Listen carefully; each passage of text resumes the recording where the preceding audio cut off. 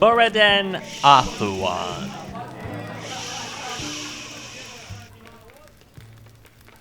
The champion of Kinneret. Moriden showed the beauty of nature by finding renewal for the great and glorious Gildergreen of Whiterun, providing a place of worship for all manner of men and mer. The champion of Daibella, the only man to enter the most sacred places of the temple in Markat and live. He, who found out the Daibellian symbol and returned her to the temple, so that all could hear the will of the great goddess. The messenger of Mara, whose small words and influence sparked two of the greatest love stories of all time in Skyrim. Moriden was at the height of his goodly deeds when word reached him of a new threat to Skyrim and its people. Like the mighty champion of the people he had become, he looked up to the role of the people's champion once again and set off to destroy the vampire threat. Come closer and hear the story of how he destroyed one of the oldest threats to Still man searching and for stories about me, I see. I hate to disappoint you, but this portion of my story, you won't find a single bard who knows what he's talking about. That's fine now. We have time, my friend. I can tell it far better than they can, as they tell it for entertainment, not because it is truth. Because the truth is not what the bards would have you believe.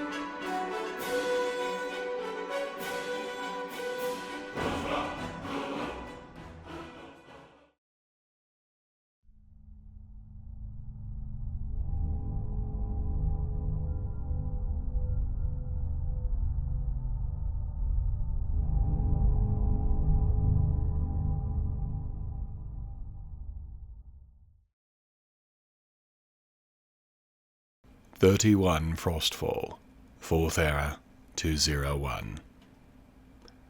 With the taste of Helga's blood still fresh on my tongue, I departed the bunkhouse and Riften, bound for Dayspring Pass. I had been passing by most everyone in town with no recognition of my new status, which makes me wonder, is it that they do not care, or that they simply do not notice? Either is potentially useful. I'll have to keep this in mind. Entering town is not of itself going to create any issues with the locals, apart from any vigilance that might be around. Getting into the pass itself was not hard. For some reason, the Dawn Guard do not post sentries this far out, though it is the only path into the canyon. Indeed, they were posted so close to the castle that it is a wonder they are effective at all. It did, however, make snooping around the portion of the canyon I was interested in far simpler, and before long, I had found the cave I was looking for. I find it somewhat ironic. The Dawn Guard is so focused on vampires and the threat we are to the world that they have completely missed, or chosen to ignore, an equally large threat on their doorstep. The cave was a den of werebears, similar to the more well-known werewolf, far larger, a tad slower, but far more heavy-hitting. Not that they have to worry about that anymore. I've dealt with that little problem for them. The chest I had hoped to find, it was in the cave as well, and took little time to locate. Within, the boots of the Crusader were nestled with care, and full of the power of Kinnereth. That makes 3 armor pieces, all of which contain the influence of a god I worked for briefly, and one who I have not. I don't expect I'll be able to identify the divine origin of the remaining pieces, but then, does it really matter? They'll all be safely stored in the museum, away from grabbing hands. Now, to see about a small snack at the fort.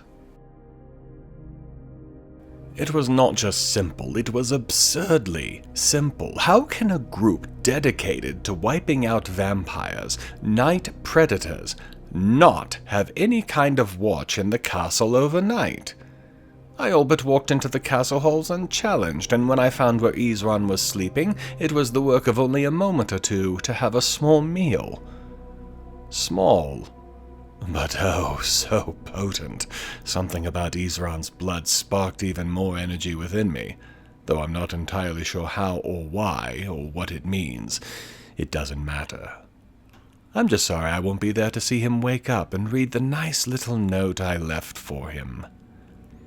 Isran, dropped in for dinner last night, but saw that you were all indisposed. I tried not to wake you, but I did have a small bite before I left. See you soon. As dawn arrived some hour or so later, I could almost swear I heard a scream of rage from behind me. Now, back to Solitude and then the castle. My work here in the Rift is done. At least for now. I rode at a more or less leisurely pace, north through Eastmarch before turning west to travel the northern road. A few roving packs of vigilance attacked me, but I discovered that their word, where I am concerned, means little to the legions. Some of my anger at them is eased now, seeing that even as part of their inactive reserve, I am still considered, in most of their minds, as still one of them. I know this as I was able to witness. Twice, the Legion patrols killed the Vigilants when they attacked me. I never raised a finger. I never needed to. The Legions did my work for me, and thanks was all that they wanted or got. When I got into Solitude, however, it was a different story. It became obvious to me that there was a single problem with being a vampire and Dragonborn at the same time, especially with the rise in dragon attacks. Vampires are very vulnerable to flames, and dragons are very fond of using them. Between myself, the Legion, and the Solitude Guard, we managed to lure the creature into the courtyard of Castle Dower, where we were able to concentrate sword, arrow, and magic on the creature. Even so, it almost was not enough, and the death toll among them was high. I remained in my mortal form, of course, and supplied arrow fire from around a corner where stray fireballs could not accidentally find me and turn me into a cinder.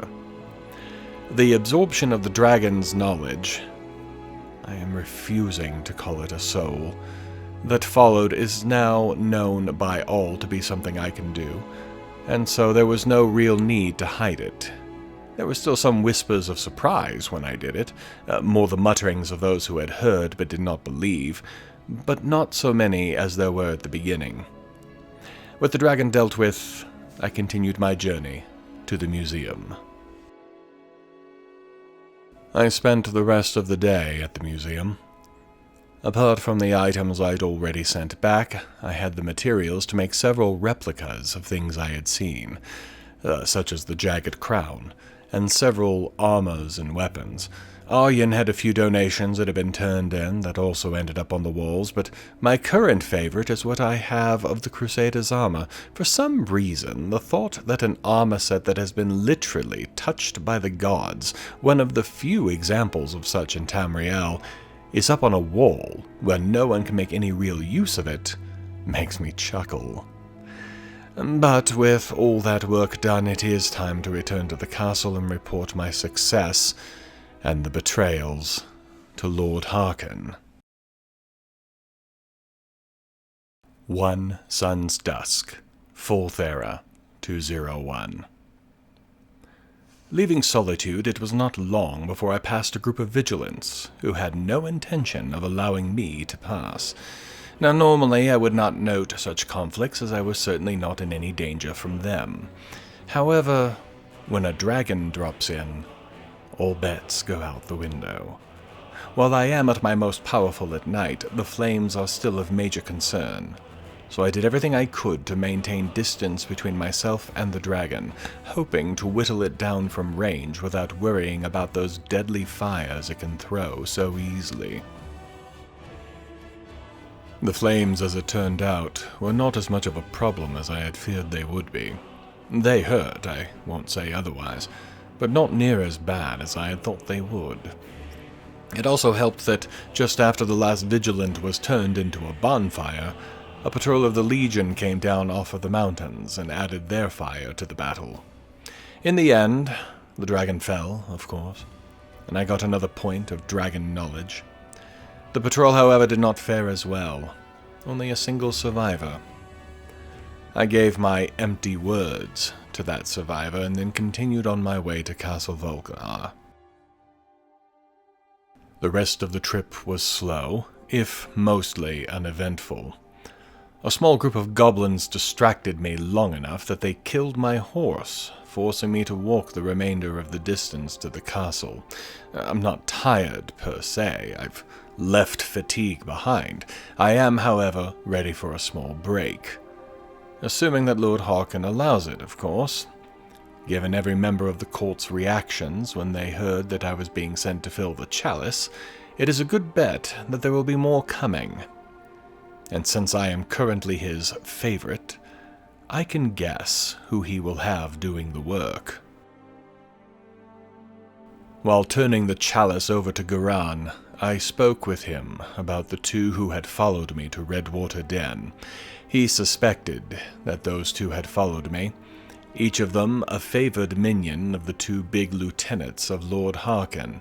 He laid out the likely plans quickly enough. Take the chalice from my own dead body, make the other minion a dead body as well, give the chalice to their master who would hold on to it to deny its power to Lord Harkon.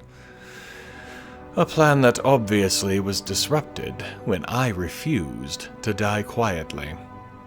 Lord Harkon gets a full chalice, his lieutenants lose their most powerful servants, all around win for Lord Harkon, something the entire court will know about if they don't already suspect, in short order.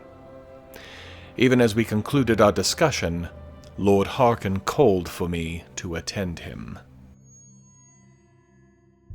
The time we had for conversation was short.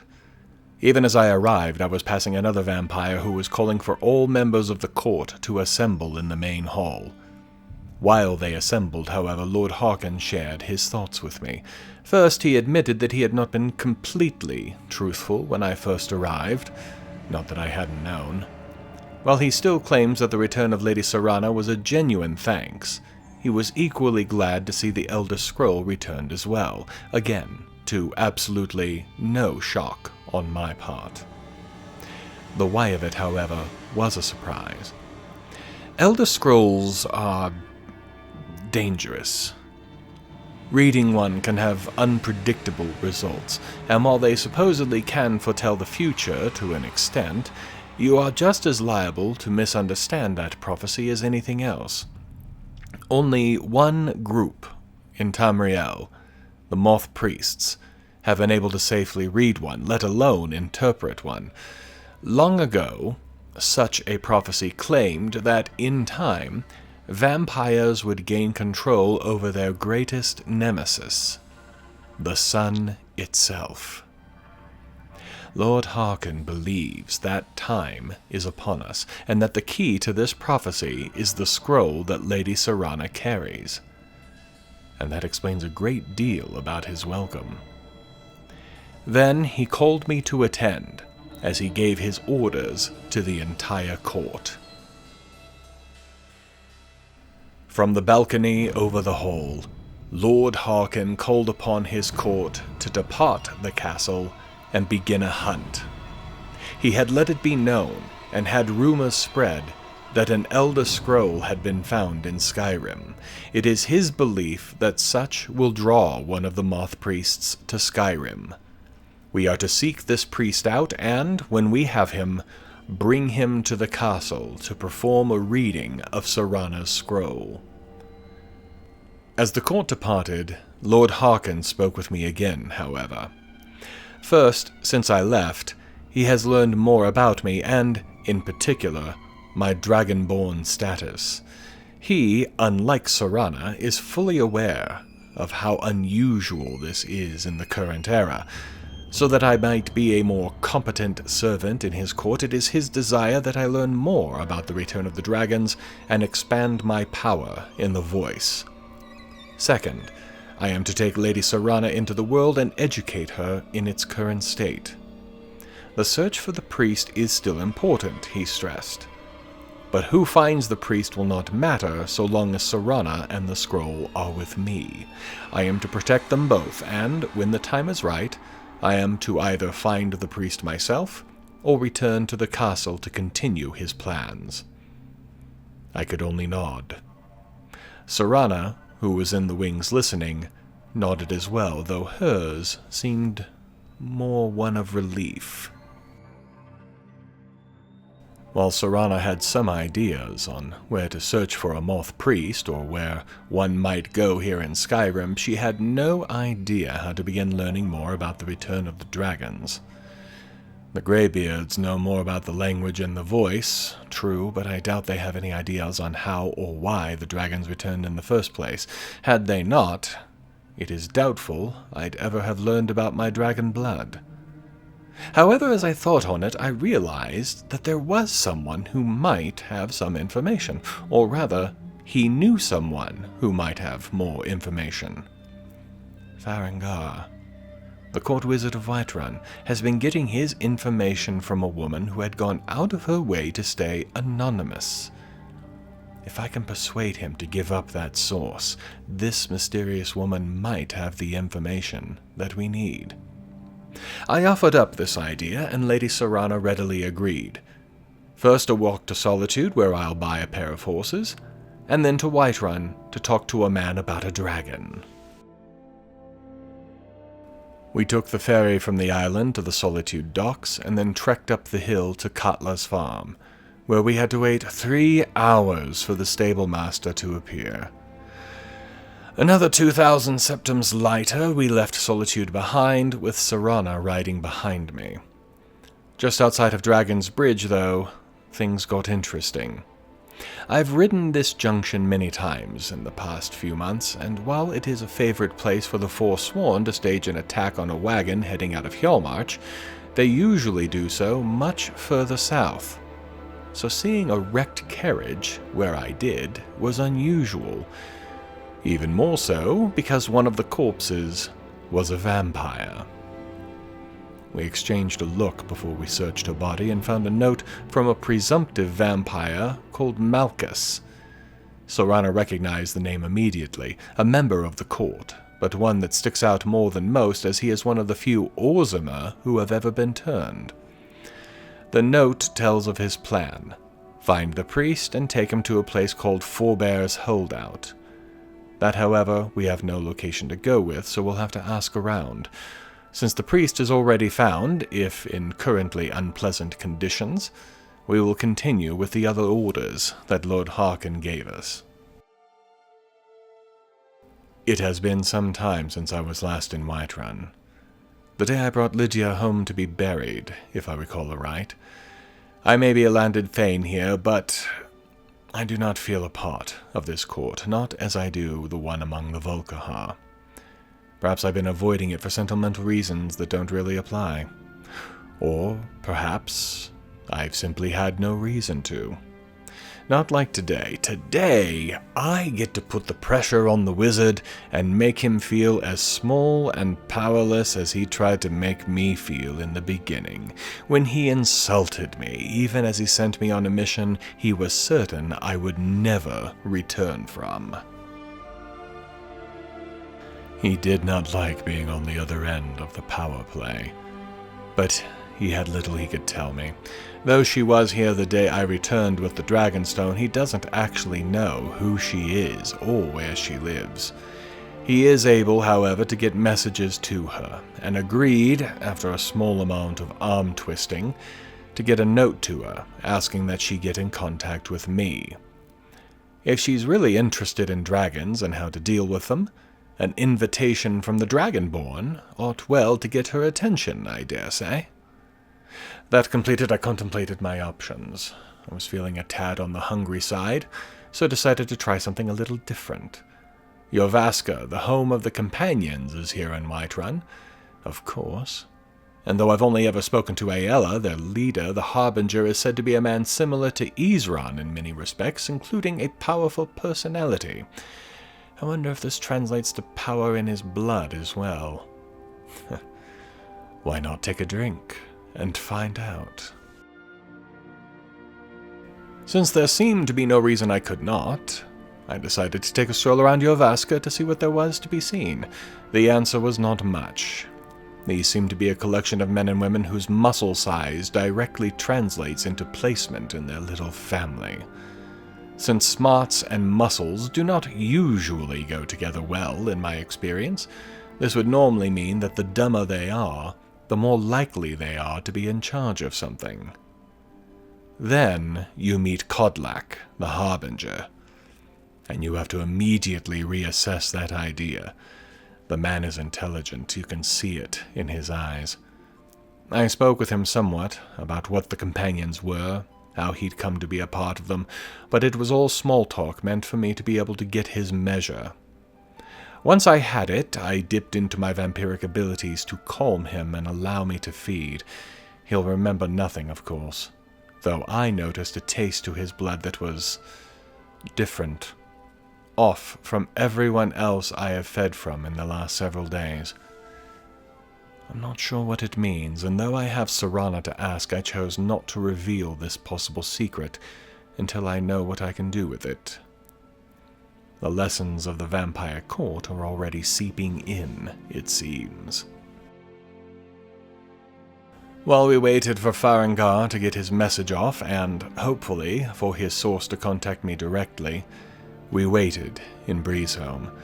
I took the opportunity to learn more of vampirism from Lady Serana, where it came from, how she'd become one, how it had changed her family. Small talk, in a way. But it gave me an idea of how Lord Harkon thinks. In a world where politics and power are the supreme currency, knowing how to manipulate someone is invaluable. And I am not certain Lady Serana realizes this just yet. She is the elder of the two of us, certainly, but her time away from the court means that in many ways we are learning to navigate the court together. She just has the additional benefit of being very much off-limits to the political gamers. And so, with no need to sleep, we got to know each other better. Though I do not think we will ever be truly close in any way. Her ceremony to become a vampire, I believe, has a great deal to do with that. We at least trust each other somewhat now. Allies, perhaps. 2 Suns Dusk, 4th Era, 201. In the hour just before dawn, there was a timid knock on the door. I exchanged glances with Lady Serana, but as we were awake, because of course we were, I decided to answer the door. Farengar, it seems, did not waste time in getting off his missive, and his source was even less wasteful of her time. Though she did not name herself, she did tell me where to meet her. The Sleeping Giant Inn in Riverwood. We were to ask for the attic room, and she will meet us there. Curious. I've been at the Giant a time or two and don't recall there being an attic room, or an attic, for that matter. Obviously this is a code phrase of some kind, though what it is supposed to result in, I cannot guess. I doubt, though I must admit to the possibility, that it may be some kind of kill order, but that would mean that the innkeeper would have to be far tougher than she looked. I recalled her still, Delphine, I believe her name was, and I remember her grizzled look, as of an old soldier left to her own devices. I can relate, though I wonder if tending an inn is really what gives her purpose these days. Regardless, I will be cautious as we follow these instructions. Dying so easily would be embarrassing. I requested the room in the attic, as directed, and as I remembered, there wasn't one. Delphine gave us a room on the front side of the inn, but otherwise did not say much about the strange request. There was a look in her eye, though. Yes, the request meant something to her, though what, I did not know. Not wanting to make a scene, I went to the room I was directed, sat, and waited. It was maybe 10 minutes later that Delphine knocked and entered. She wasted no time. She was the one who had sent the letter. She needed to talk to me, and quickly. With a quick direction to follow her, she left the room just as abruptly as she had entered it. We went across the inn to her own room, where she had me close the door. By the time I had, she had already opened up another one, built into the back of her wardrobe. I flashed back to the butcher and Windhelm, who had done something similar, but there was nothing sinister about the room at the bottom of the stairs behind that door.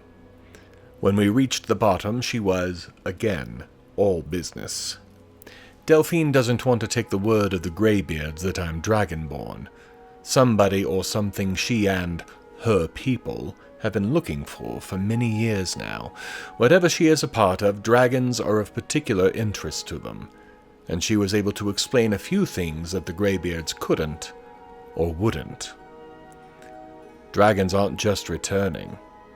They are returning to life. The dragonstone that she had me retrieve, via the middleman of Farengar, was a map of dragon burial sites, places where previous generations of her group had put those dragons when they had been killed. They hadn't just gone away, they'd been exterminated. Thing is, those graves are now empty, and her visits to those old graves had revealed a pattern to her eyes. She is convinced that the next one to be raised will be in Kynesgrove, and she wants us both there so she can confirm for herself that I am, in fact, Dragonborn. Then she'll give me all the answers I want, she claims. An ally who knows about dragon killing and the history of the beasts could be invaluable. As Serana said, she may be prickly, but she knows her trade, it seems. I agreed to accompany her to Kynesgrove. It will mean another day in the sun, somewhat vulnerable, but the gains are worth the risks, I think. Kynesgrove was in the middle of a small early blizzard when we rode up. Before I could even dismount, one of the locals informed me, with barely contained panic, that there was a dragon up on the ridge, and she wasn't planning to stick around to find out if it would attack or not. I nodded, she bolted, and then I looked at Delphine. If I didn't know better, I'd think she was smiling, but no sane mortal would be smiling on hearing that a dragon was attacking, would they? It must have been the lighting. Another moment and we were dashing up towards the ridge, and sure enough, there was a dragon hovering over the ridge. A big one, too, bigger than any of the ones I have seen before, and a deeper black than I've ever seen. And its voice.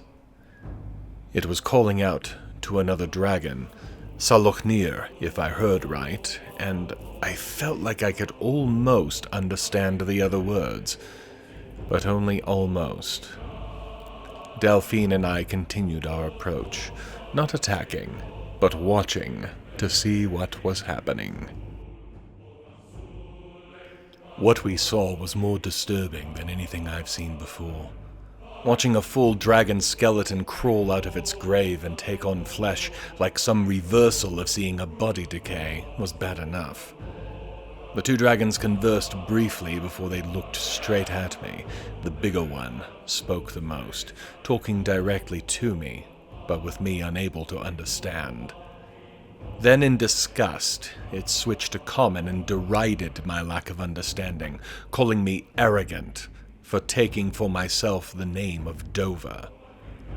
And then Alduin, for that was the name used by the smaller dragon for the large one, spoke once more to Solochnir, and though I could not understand it, I knew what it meant. I could hear it in his tone. Solochnir, kill this fool. Alduin flew off. Solochnir tried to obey its lord's command. To Solochnir's credit, it nearly managed it.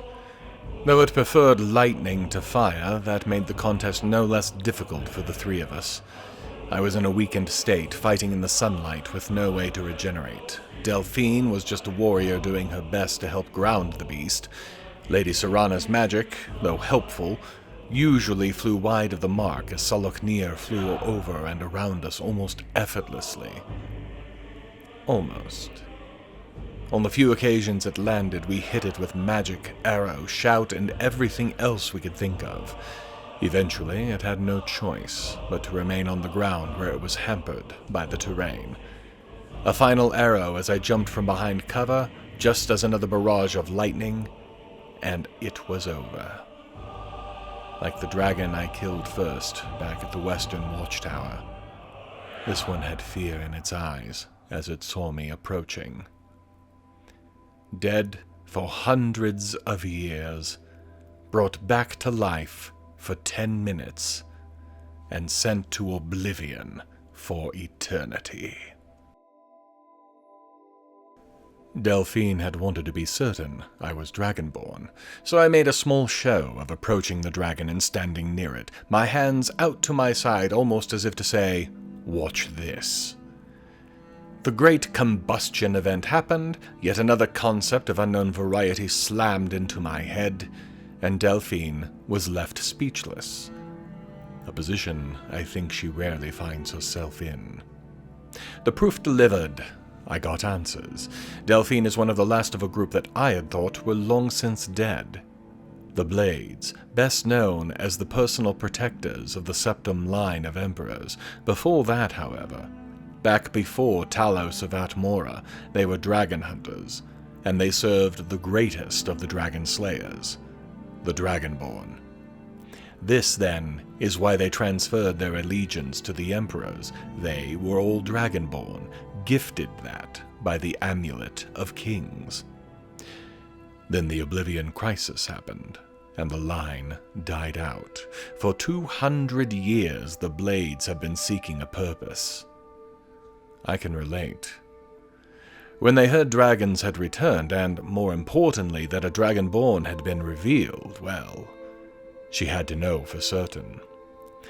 I think I just got the Blades as personal bodyguards. Possibly. Assuming that Delphine isn't the last one, though she speaks as if there are others. The next question is, how did this happen? Delphine suspects the Thalmor, but given the history between them and the Blades, she would. Even so, she thinks that the answers will be found in the Thalmor embassy. She doesn't have a plan yet, but she's heading back to Riverwood to hatch one up. I am to meet her there in a day or two. While Delphine raced ahead to start figuring out just how I'll manage to learn anything from the Thalmor, I took a sedate pace that allowed me time to think, and to eat time until the sun set and I could repair the damage done to my body during the fight. I'd made off like the injuries were light to Delphine, but they were very much not. I would not re-enter her territory while still wounded. I may be Dragonborn, something she's been looking to find all her life, but I'm also a vampire, and I don't want to know which of those is more important to her. By the time we reached the sleeping giant, the sun was down and I was replenished. She had also had enough time, it seems, to get the initial parts of a plan into place. It all starts with a party. A Thalmor party. Elenwen, the ambassador in Skyrim, hosts them every few weeks to try to show off how amazing the Aldmeri Dominion is. They fail, but the parties are lavish, and invitations rare. Delphine plans to get me that invitation, and, with help from a Bosmer who works in the embassy and has a hate for them as large as Delphine's own, get into the back rooms and try to dig up some information. Hopefully on the connection between the dragons and the Thalmor. I'm almost certain there isn't one at all. But Delphine needs to know for certain before she goes looking elsewhere. She is so used to them being behind everything that the thought that they may not be is a foreign concept to her. I'll be meeting this contact in the Winking Skeever, in Solitude. Once the arrangements are made, the two of us will meet with Delphine at the stables before moving on to the next stage. The party is supposed to be tomorrow night. Plenty of time to get there, and maybe take care of a few small things in Solitude itself while I'm there. I wonder, what does the general taste like?